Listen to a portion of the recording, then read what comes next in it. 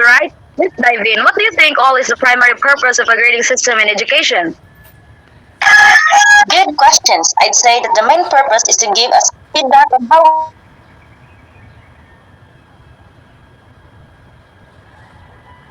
or it does serve. That's good point. Reading does give us feedback, but it also lets teachers and parents know how we're doing right. So maybe it's all about showing our progress to everyone who has a role in our education. Definitely. But here's a question.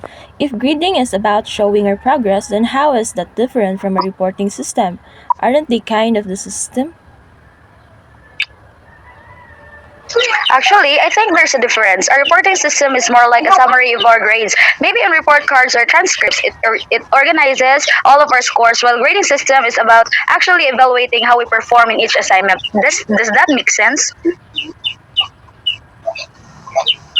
Totally. But do you think letter grades actually capture learning? I mean, are they really the best way to assess what we know? Good question. I don't think these letter grades show the full picture. Sometimes they don't tell us much about specific trends or areas that we need improvement. They're kind of generic, like if I get B, that doesn't explain that I will do well or what I can work on. Do you all feel the same?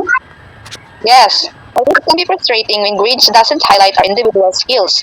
Why do you think some schools even choose to use a fail system instead?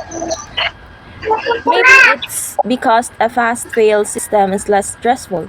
It allows students to explore new topics without worrying about letter grades.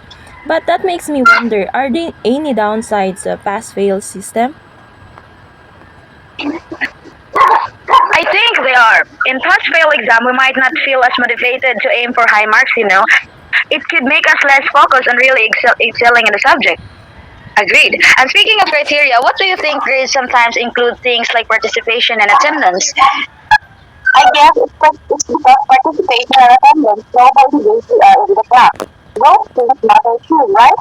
Learning isn't about just testing tests. It's all about showing up and contributing. Do you think it's fair to grade on those things? Those That's tricky. I think it can be fair, but it also depends. I mean, if someone is shy, it might be harder for them to participate verbally. It could be seen as unfair if they lose points for something that doesn't necessarily reflect their understanding of the material. Exactly. Now I'm curious, how do letter grades actually motivate us to learn more? Do they inspire you guys to push yourselves? For me, yes, they give us a specific target to aim for. Like if I want to improve, I'll try to move from B to an A. But at the same time, I know some people think grades don't define them. What do you think some students feel that way?